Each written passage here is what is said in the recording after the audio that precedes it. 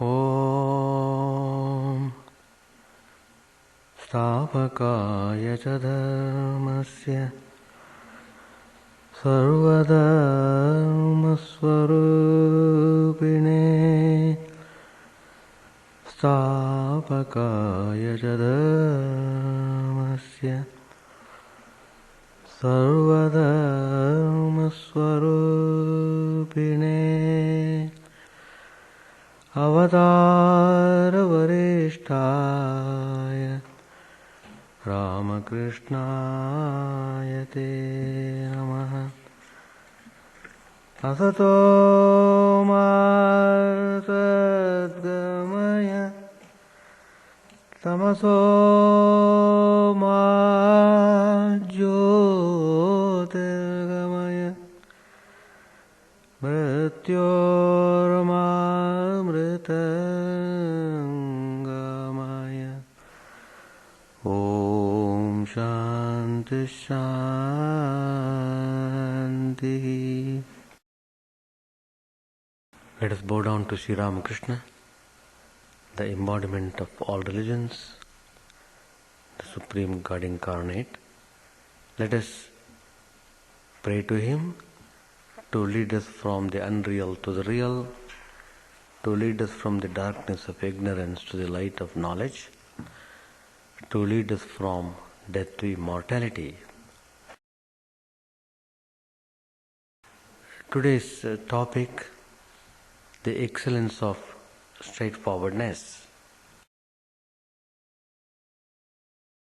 We need to cultivate some of the virtues. Then only it is possible to have real peace and happiness in the life. And everybody wants to be peaceful. Everybody wants to be happy. In fact, everyone is trying towards that. But they are trying so many ways, yet they are not able to really get into peace or happiness. Instead of getting peace, they get into peacelessness. Instead of getting happiness, they get unhappiness. Instead of being joyful, they will be suffering. So they get just the opposite of what they want. It is because people are not able to focus attention to the things to be done meticulously, so people are in for suffering. Even though if the people are placed in heavens, they suffer. If you don't know how to manage your life, then you have to suffer. But then suffering has a value. It doesn't come without reason. It comes on account of some factor, but it helps you in a way so that you may learn through experience. Learning. So you must have that attitude of learning. If you have that attitude, even though you are passing through fire of suffering, you are not burnt by the fire. So that's the beauty. So these ideas, you will understand clearly the concept of life, how one should conduct oneself. All these things become very clear if you have a good association. If you come across with people who are practicing spirituality, if you just happen to be with them for a while, you will understand many, many things. But then there is one basic quality which is very important. That is, you must be really straightforward. Then only it works out. If you are not straightforward, nothing will work out. And so, There should not be any crookedness in our either thinking or doing the things or in speaking.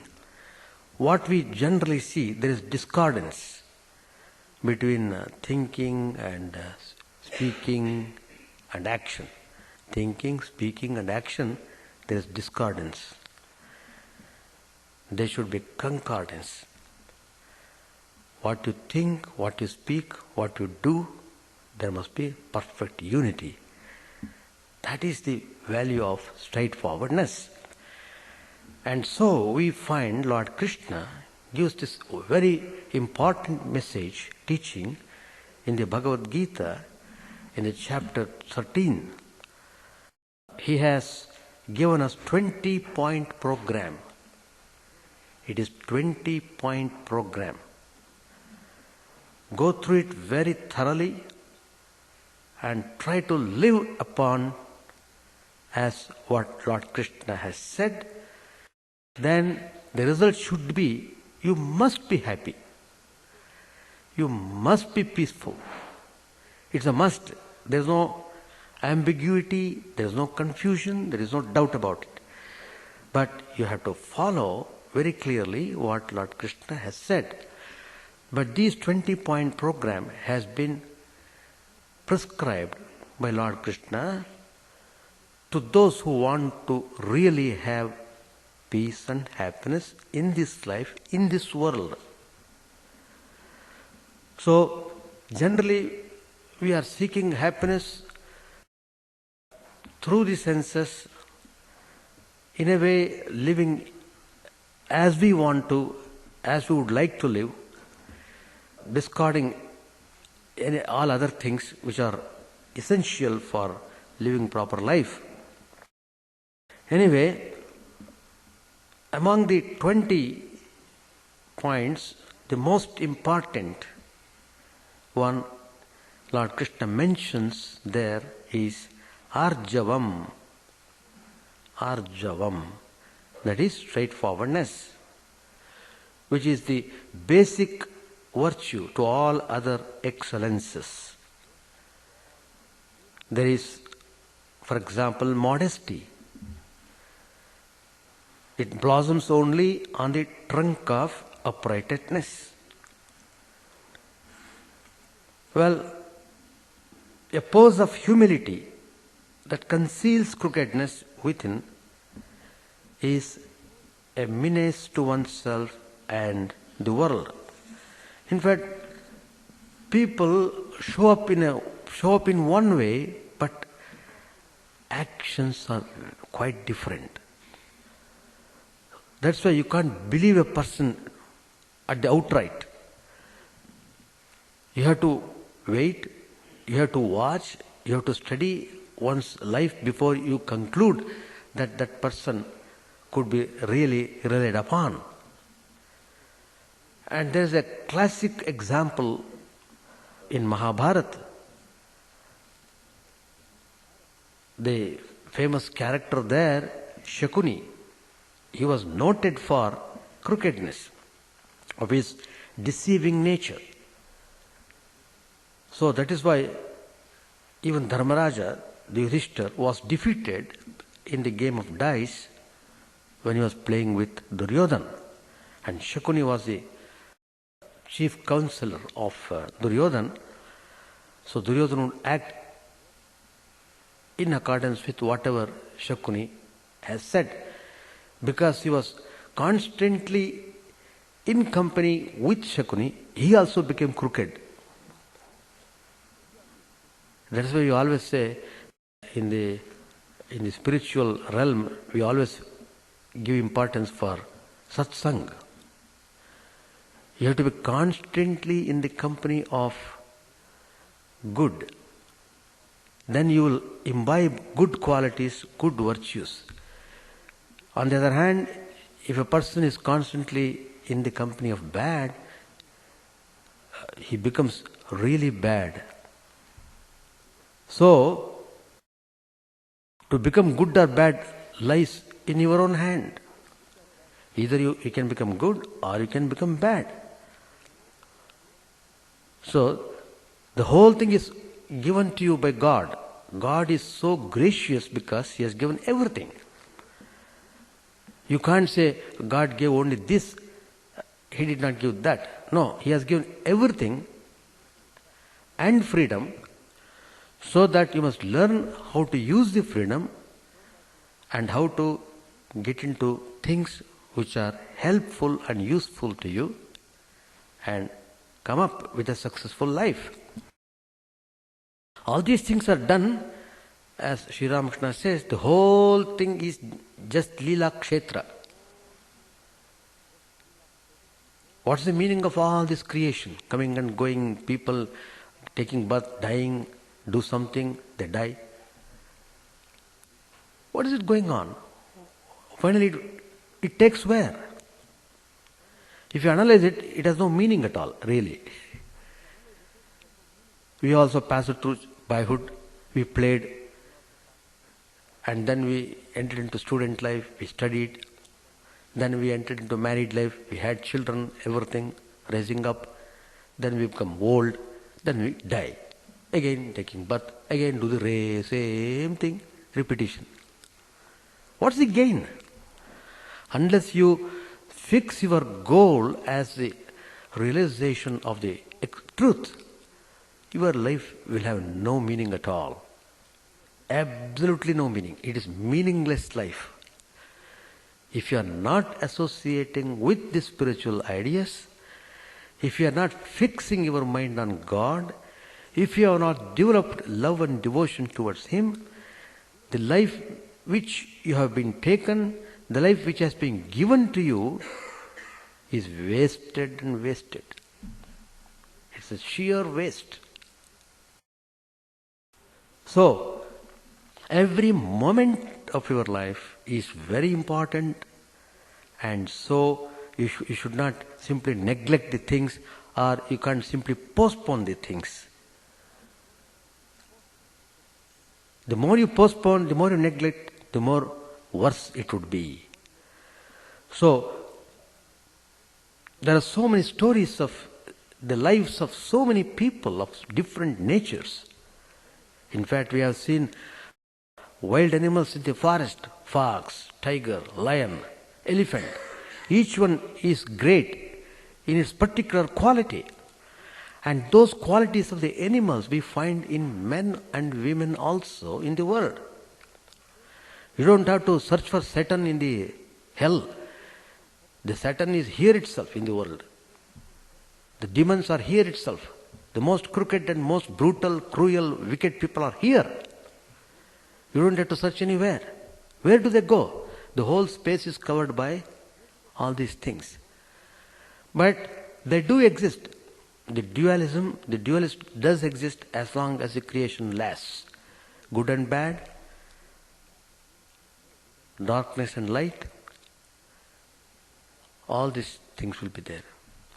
So, you have to walk carefully, watchfully, with full awareness where you are going to, in what path you are passing through. All these things are important.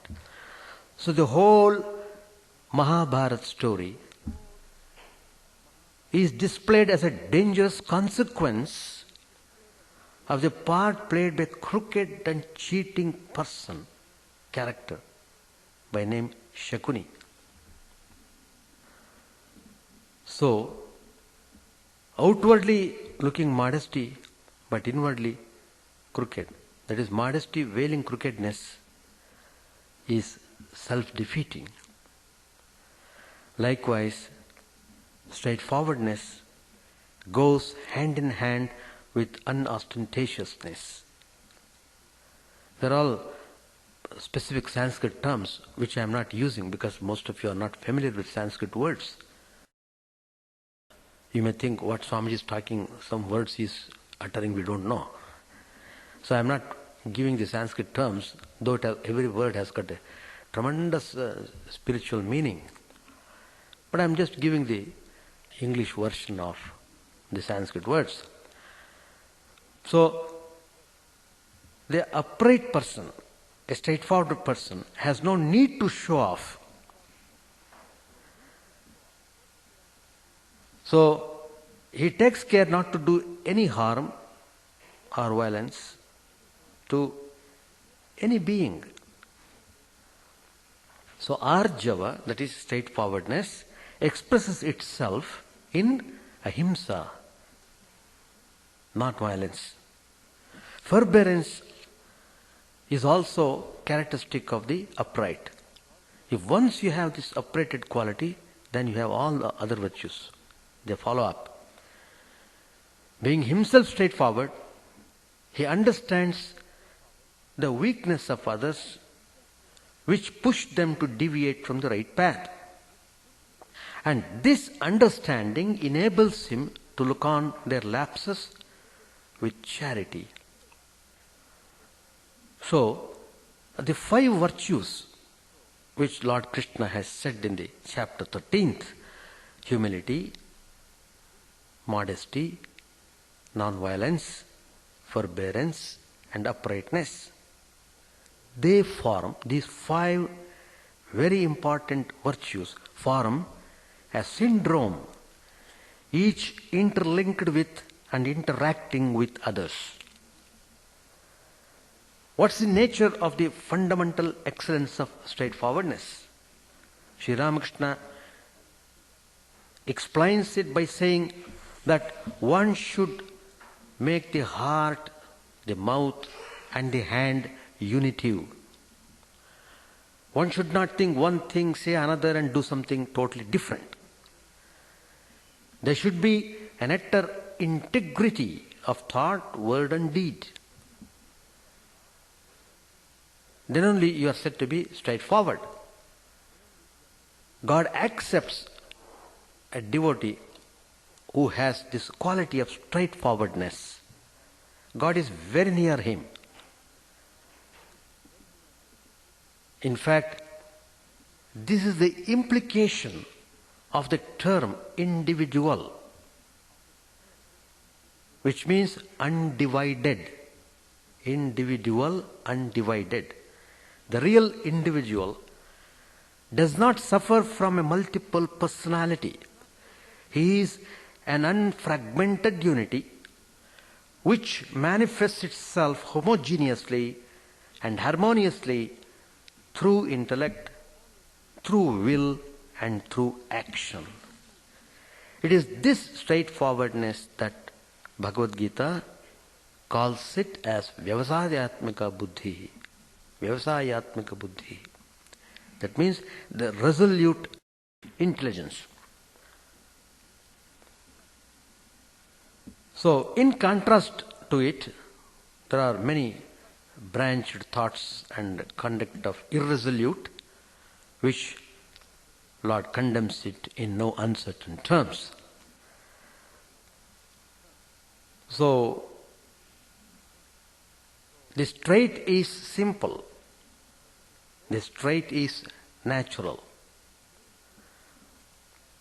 Probably you have studied Newton's law. It reminds us that a body continues to move in a straight line unless acted upon by a force. We deviate from the natural straight path of life because of the group of distracting forces. It obstructs our straight movement. It makes our movement haphazard. So, because our movement becomes haphazard, we don't reach the desired goal. We don't get the desired result of peace and happiness. What are these distracting forces which disturbs your straight going? They are classified as the biggest enemies confronting every being in this world. And they are craving, anger, miserliness, infatuation, pride and jealousy. Each one is equally great in their demonic quality. One is enough to kill a person. You have got 6. All these 6 demons, all these 6 evil, tremendously evil forces are lying in everyone's heart, just trying to pounce upon you and attack you whenever you are a little careless. So, before thinking of God realization, before thinking of experiencing the truth, you must take care of these wild enemies occupying your heart. You must take immediate steps is to remove all these wicked enemies from your heart. Then you must think and meditate upon God. God should definitely come to you. And God comes to you in the form of peacefulness, in the form of joyfulness, in the form of bliss. That's how you enjoy the beauty of God. So, these tiger waves erode the straight edge of personality. We become distorted and we lose our shape. Caught in their grip, the simplicity and naturalness of our existence vanishes and we find like a misery go round. Not merry go round. Misery go round. So their impact can be avoided only by persistent determination to keep straight. So the Upanishad points out, punyena punyam, papena papam. How nicely they put the phrases. Punyena punyam, papena papam. The good is to be achieved by remaining good. Evil grows when one permits oneself to lapse into evil. You go to a bar, you drink, again you want to go, again you drink, then you form addict. You become addict to that. You yourself allowed to go, you yourself burnt your finger, then you should not complain at all. On the other hand, you should repent for whatever lapses you have passed through in the life. So, the first important thing to be remembered is to keep straight, you have to resolve to be straight. You have to firmly resolve. And this is possible only if you develop sensitivity. A warning bell should ring in your brain every time you detect the least deviation from the straight path. We do get that signal every moment in our life when we are doing things, when we are talking to people. But sometimes we are so careless, we just neglect them. Or I should say, the signal is too weak to give awakening. So, the point is, don't allow the crookedness to become strong and then try to take steps to control it. It has to be nipped in the bud.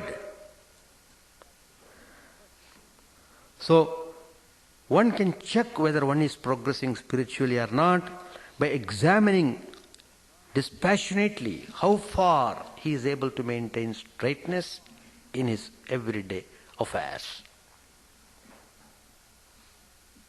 And it's very interesting to study these things. You see, these temptations, which are disturbing your straight walking, they are taking every opportunity to distract you from the straight path. They are so enchanting. They present themselves at first in quite a pleasant garb. Pleasant garb. Just to distract you totally. In a way, these temptations are deceiving.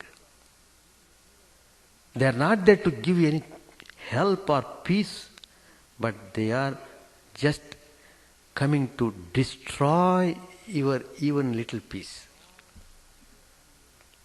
The famous example is taken from Srimad Ramayana, how that golden deer, how Janaki was tremendously attracted towards that. It is true, Janaki was none other than Divine Mother. But you must know, she incarnated herself as Janaki in order to play the game. They have to play the game. They have to act their whatever assignment in a way they play. The game should go. The game is Ram and Janaki, they would go to a forest and they should create some incidents whereby Rama would be compelled to go and destroy all the demons who were tormenting the people. Well, so they have taken human form and they have come with the garb of Maya. In fact, they come with Maya, the powerful illusion. They do come to function in this world. Everyone in this world is under the realm of Maya. That's why Sri Ramakrishna says, if you have to get freedom from this world, you have to propitiate Maya. Maya is the divine power. Anyway, the golden deer, it was so enchanting. It attracted Janaki so much, she could not rest even for a moment till she got that deer. She became totally restless. Before that, she was extremely happy. She was very peaceful in the forest, Panchavati, hermitage, in the company of Ram, in the natural landscape. Everything was going on so well. And the whole forest was inhabited by munis, rishis, saints, sages. Everything is okay. And she was really happy. More happy than when she was in Ayodhya. But look at this. Even though she was happy and peaceful and blissful, in the magnificent company of Sri Ramchandra, look what happened. Just because that a golden deer, unusual, extremely unusual, it presented itself. It danced, it made movements in front of Janaki and just began to run. Again coming back, again running, coming back. So, in order to distract her totally, not 25%, 100%, the golden deer distracted Janaki's attention. The result was she became totally restless. This is only taken as an example so that you will understand how these enchanting temptations are just trying to take all the peace in us, whatever that is there, it is simply ruptured. So, because of that, you know the story, a big catastrophe, how it occurred later on. So these tempting desires, they look enchanting in the beginning, but then lead the people down the slippery slope to utter ruin. When people first indulge in compromising, it looks innocent and amusing. It looks very funny. Oh, what is there? I am still youthful, let me enjoy this world for a while. They talk it very lightly. Talk it very lightly. That's the way of the temptation. It draws you slowly and then it grabs you. The temptations are more clever than yourself. You think you are more clever. Your cleverness has no meaning. because you are totally duped by the temptations. So, what I mean to say, these distracting forces, they appear very fascinating, but in the end prove to be disastrous. The reason is the sugar coating does not last, and finally people have to swallow the bitter pill. How long the sugar coating will be there? It is a non-realization of the falsity of these attractions that leads to self-ruination. People imagine that a little relaxation of principles is harmless and provides spice to existence. But they don't understand that the relaxation, once begun, does not usually stop. At every stage, they keep saying, as it were, a little more deviation from the straightness. They think it will not harm, but then with each little deviation, people get accustomed to be farther and farther away from straightness. Only when they find themselves helpless in the grip of the catastrophe do they repent, too late and in vain. So our scriptures very clearly state the root cause of all the troubles is simply ignorance. You must try to get over ignorance. You must strive for it. Remaining in the dark and simply crying, there is darkness all round. That crying will not remove darkness. You have to make an effort to bring light. Then even without your telling, darkness vanishes. So ignorance is no excuse. You have to know the facts. You must know it. You are required to know. That's why you are being born. Not simply to take birth and die like a worm, like an animal. No. You are a human being with intellect and all mind and all other faculties. So you must learn. You must give attention to what is good and what is bad. Reject boldly what is that is bad. Hold on firmly to what is good. That means the spiritual knowledge you must aspire for. Secular knowledge is there, but that is not the paramount thing. The paramount thing which saves your life is spiritual knowledge.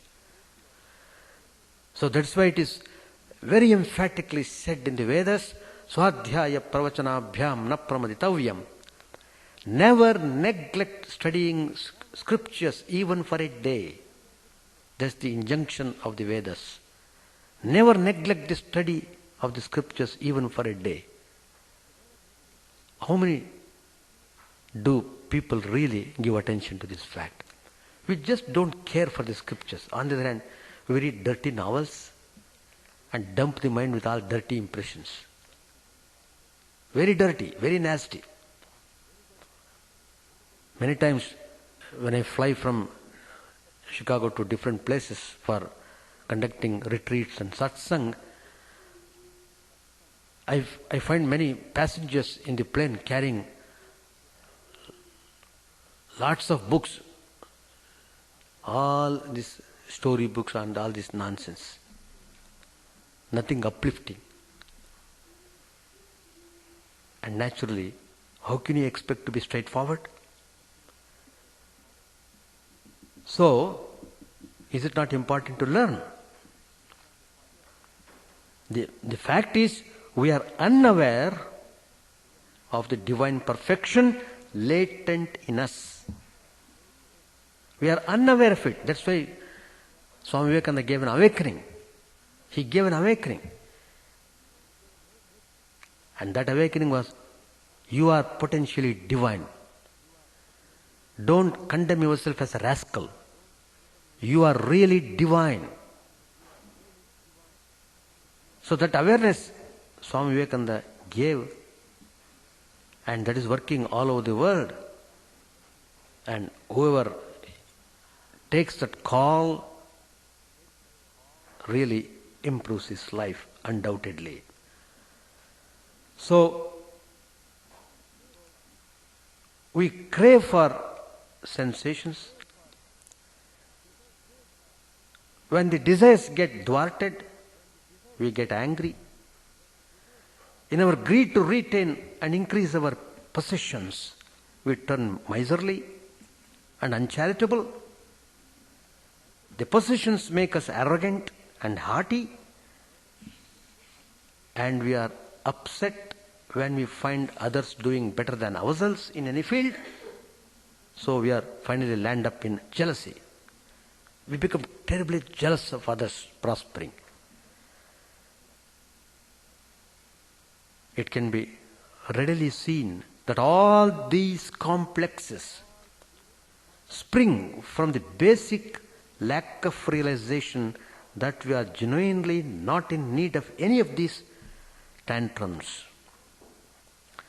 When we know that the infinite plenitude of the self that we really are, we shall no longer be bonded slaves of these passions. Bonded slaves. We have become bonded slaves. We act according to what our senses do or want to do. We act according to what our mind wants us to act. We are totally under the mind and the senses. So, constantly we are dancing in accordance with the tune of the mind and the senses. How can you expect peacefulness? How can you expect happiness?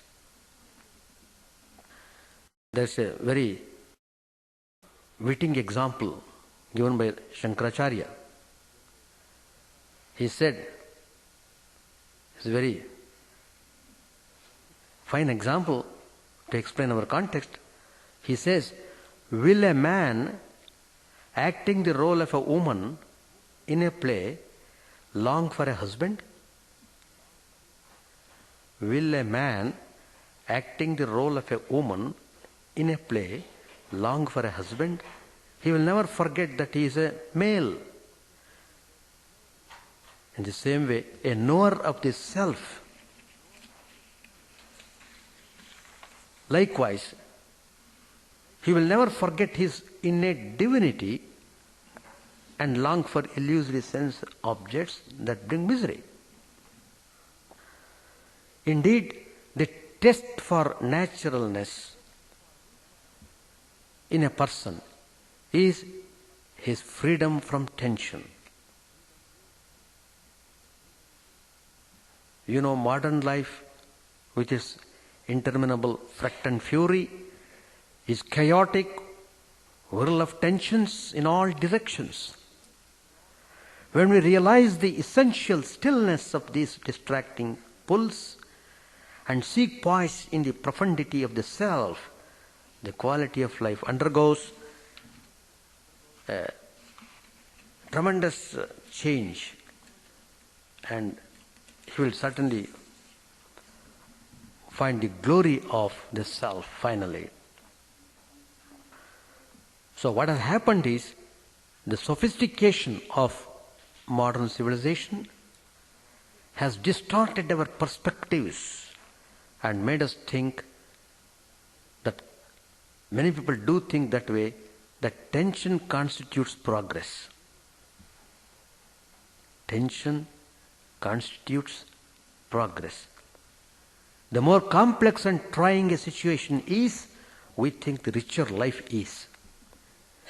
But we can never really enjoy happiness. The Upanishads tell us, Shanta upasit. Shanta. Contemplate on the self as tranquility. realizing the essential tranquility of ourself and remaining steady in it is the only tranquilizer that finally works. To be natural is to be tensionless, at peace with one's inmost truth. So let us remember, the world is not something separate from us. We are the world. The world problem is only our problem writ large. The world is called loka in Sanskrit. That which is loka means that which is perceived. No one can comprehend reality in its infinitude. Each individual mind makes an abstract of reality according to its capacity, and that's what the individual considers as the world. The world of one person, therefore, differs necessarily from that of another. What one mind considers good, the other one considers bad. There is a story in Mahabharata. Once Lord Krishna asked Duryodhana to find out a good person. Duryodhana, after a long search, he could not spot a single person who could be considered good. Everybody was bad to him. Next, Lord Krishna asked Dharmaraj, to find out a wicked person. And Dharmaraj, after long search, found there was nobody who is wicked. See, that makes the point very clear. Duryodhana's impure mind found only impurity outside, whereas Dharmaraj's pure mind could find only purity everywhere. As our perspective is, so is the world we experience. That's the truth. So, we should not simply put forth the argument that there is all-round deviations and complexes. Most of the people are in a way corrupt and crooked. How can one be straight and simple? Instead of taking shelter behind the supposed crookedness and artificiality of others, we should improve upon our own straightforwardness and simplicity, in which others too will find a challenge and an inspiration. In fact, the value of the life of a great personage is not so much in what concrete things he is able to achieve, as in the glorious example he is able to set for others to follow. Sri Ramakrishna underlined this again and again when speaking to his devotees. Don't ask if Rama and Krishna were actual historical figures. Ask yourself if the story of Rama and Krishna stimulates you to noble ideals and conduct. The incarnations come down only to convince us that God is not abstract idea. Divinity can be lived even in this human frame. Hence, the relevance of God-men like Sri Ramakrishna, whose life, as Swami Vivekananda says, was a living commentary on the Upanishads. Ideas become real only when we live it out. When we live. Personalities like Sri Ramakrishna have only one purpose: to convince the doubting world that the great truths of the scriptures are not Arabian Night stories, but facts that can be experimentally realized. Sri Ramakrishna is the most glowing example of straightforwardness and naturalness. Look at his portrait. Even by just looking, you can mark this quality in him. Very straightforward,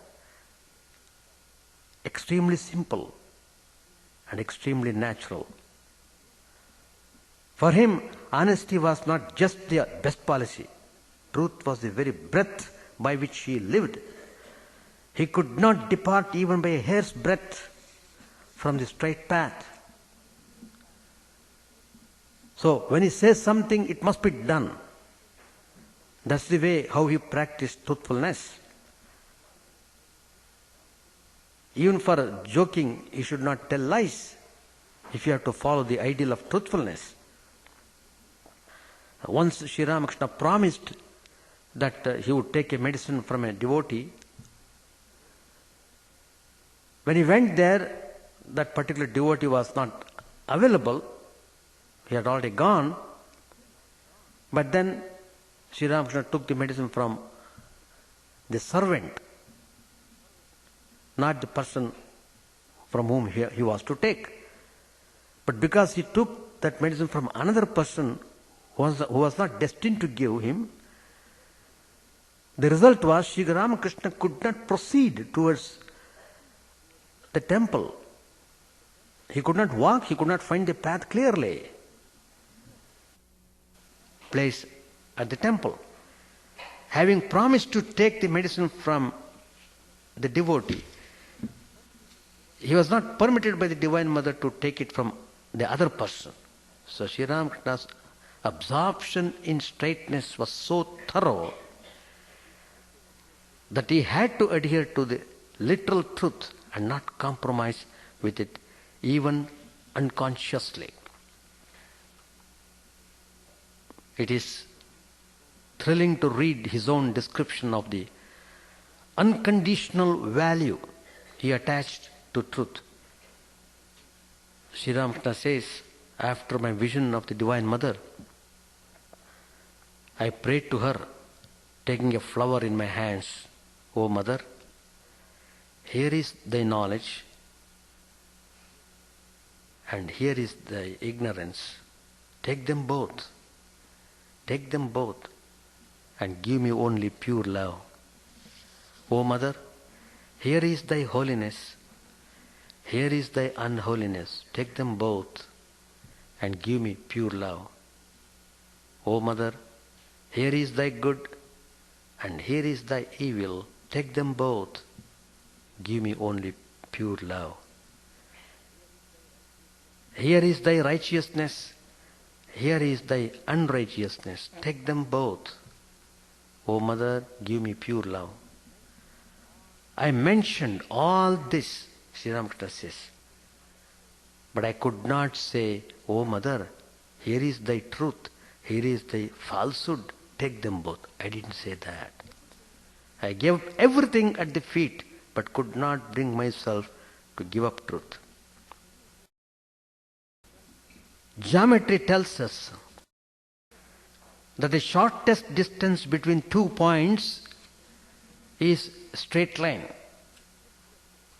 The scriptures and God-men likewise assure us that the shortest way to connect ourselves with the ultimate is straightforwardness.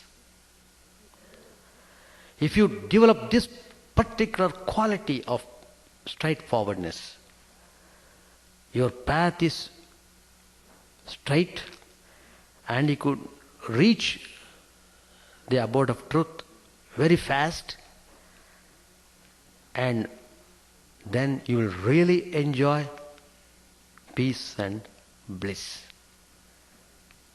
That is why we have come into this life, being born as men and women, in order to reach God, not to get lost in this world and to be born again in bondage. Who wants to be in prison? Why should you not take steps so that you may not locked up in prison again? So coming back and forth into this world, meaning you are entering prison all the time. Like the thief, he's released from the prison, again he steals, again he's put back into the prison. That's what we are doing. Again and again we are born. We are not opening our eyes.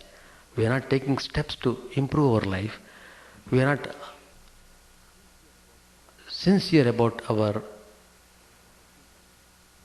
achievement, our goal, things to be done. We are not particular about having satsang. So, at the same time, we aspire for happiness. How can you get it? So, you are here so that you can work out your freedom. Freedom. Where you get real joy. Why we all say we must experience God? It's because we get joy. Otherwise, what is the fun of seeing God? Once you see God, all the pain and sufferings are just vanished in a moment. You feel totally different, totally transformed. So that's the purpose. So let us know the purpose of human life. Let us fix the goal. Let us be aware of what we are doing and what we should do. And do them with all earnestness, and certainly you will get the best result. With these words, I conclude my talk. Thank you very much.